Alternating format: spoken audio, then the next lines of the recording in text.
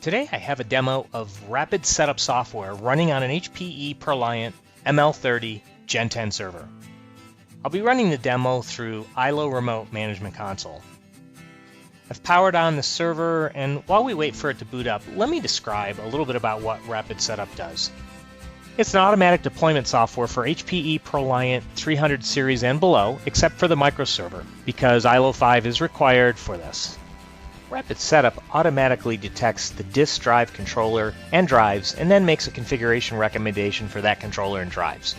It also deploys the OS automatically. Here's the options screen where I can select intelligent provisioning by pressing F10.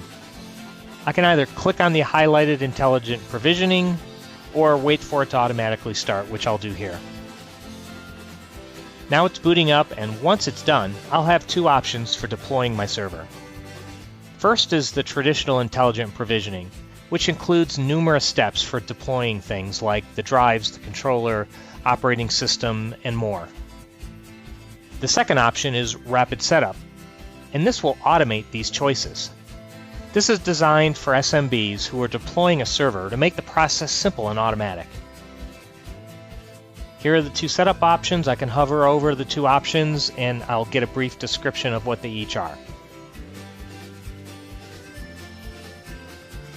And I'll select Rapid Setup. Again, the server I'm using for this demo is an HPE ProLiant ML30 Gen10 with 4 bays that are populated with 1 terabyte large form factor drives. Rapid Setup is fetching this information about what I have and determining its recommendations. First, here's the Rapid Setup End User License Agreement. We'll have to click Accept to continue. The next screen gives you information about deploying Azure services and Office 365 through HPE PointNext. And you can do that if you are setting up a hybrid cloud type of environment. And here's an overview of the rapid setup steps, which I've mentioned are setting up the drives and controllers with the RAID configuration, selecting your OS, and installing it. I'll click Continue. Rapid Setup can install the OS from DVD, USB flash drive, a network share folder, or even the internet in the case of ClearOS. If the server is connected to the network, you'll be prompted to tell Rapid Setup if you need to set up proxy server settings or not. Make your settings as needed and press Continue. By default, Rapid Setup will attempt to connect to the internet to determine if firmware updates are available. And an internet connection is also necessary if you intend to install ClearOS over the web. If your server is not connected to the network, the proxy menu will not appear, and you will not be able to automatically update firmware, install the OS from a shared network folder, or download ClearOS from the web, in which case you would need to use either a USB thumb drive or a DVD. Notice the pop-up notification in the bottom left of the screen.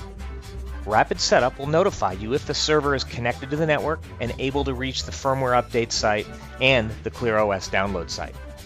These notices disappear quickly, so if you don't want to automatically update firmware, you've got to click on the firmware notification and opt out of the firmware update before it disappears.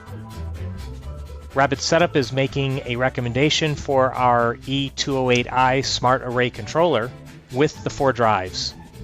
The initial recommendation is for RAID 5. If I want to create a separate drive for the OS, you can see I can click on the checkbox and I'm given an updated recommendation with 2 RAID 1 drives. One for the OS, the other for my data. If I had more drives or empty drives, you would see that, and I have a key at the top of the screen that helps us figure out what exactly I have and what's being recommended. If I had multiple different types of drives, Rapid Setup would group them together and recommend an array for each disk group. Okay, so we're going to move forward from here. I select Continue, and I have this screen where I can pick my operating system or run some maintenance options that I have. I have 3 OS options that I can install, either Windows Server, VMware, and ClearOS as my options. I'm going to pick Windows. You can see I'm given the options of where the OS is, either on a USB or DVD or on some local shares. I'm going to go back and click on ClearOS so you can see what options I have there. Here I can either use USB or DVD, and I'm also given the option of downloading it from the internet. A local share isn't an option for ClearOS. Now it's going to work on installing the OS. It will reboot a few times through the process of deploying the OS.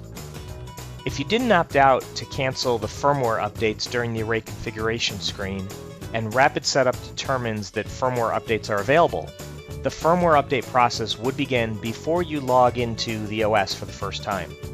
Note that the firmware update process can take several minutes, and your server may reboot one or more times before you can log in for the first time. When this is complete, it would come up to my Windows Server login where I would use my sysadmin login credentials to start running my operating system. And that's it. We've walked through this process slowly to explain things, but if you were doing this from beginning to end, once we start running Rapid Setup, this process takes about 3 or 3.5 minutes. So it saves time, and it's a lot faster than a traditional server installation. Now that's my demo of Rapid Setup. To learn more, go to hpe.com/info/ProLiant.